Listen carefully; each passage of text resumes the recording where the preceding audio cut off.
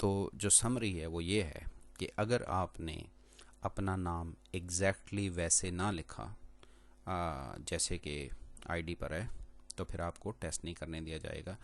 Means के नाम तो एग्जैक्टली वही लिखा, लेकिन आपने फर्स्ट नेम में फर्स्ट नेम नहीं लिखा, या मिडिल नेम में कुछ था ही नहीं और आपने लिख दिया, और लास्ट नेम में इस केस में देखें दो नाम है, अली और क्ले, और इसके में एक है। उन्हें भी पता है कि ये आप ही हैं, लेकिन रूल्स रेगुलेशंस जो हैं उसके मुताबिक आप टेस्ट नहीं कर सकते।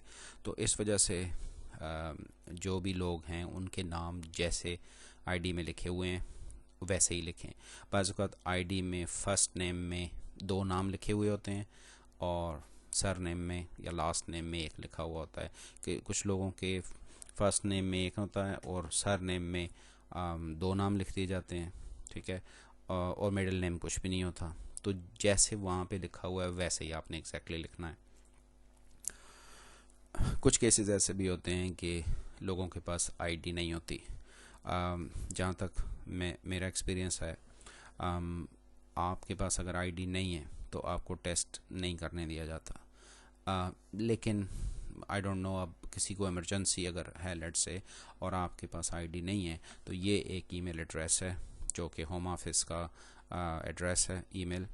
इस पे आप अपना ईमेल सेंड करके बता सकते हैं कि आपके पास आईडी नहीं है, तो आप टेस्ट करना चाहते हैं। होपफुली वो आपको कुछ ना कुछ उसका सोल्यूशन बता सकते हैं, लेकिन वही बता सकते हैं। इसके अलावा जो देखा गया वो यही है कि आईडी के बगैर, फ़ोटो आईडी के बगैर आप टेस्ट नहीं दे सकते।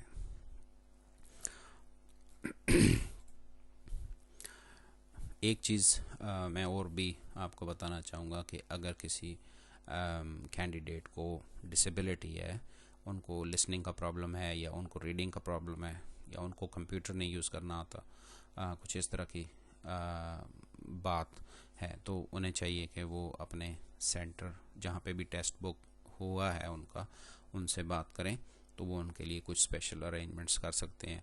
डिसेबिलिटी में तो डेफिनेटली वो करेंगे, लेकिन कंप्यूटर के यूज़ में बहुत कम चांसेस हैं, इसलिए बेहतर है कि अपना कंप्यूटर को यूज़ करना भी सीखें। वो डिसेबिलिटी में नहीं आता, लेकिन बाज़ लोग समझते हैं कि शायद इस तरह भी उनकी हेल्प हो सकती है। ऐसे नहीं हो सकता।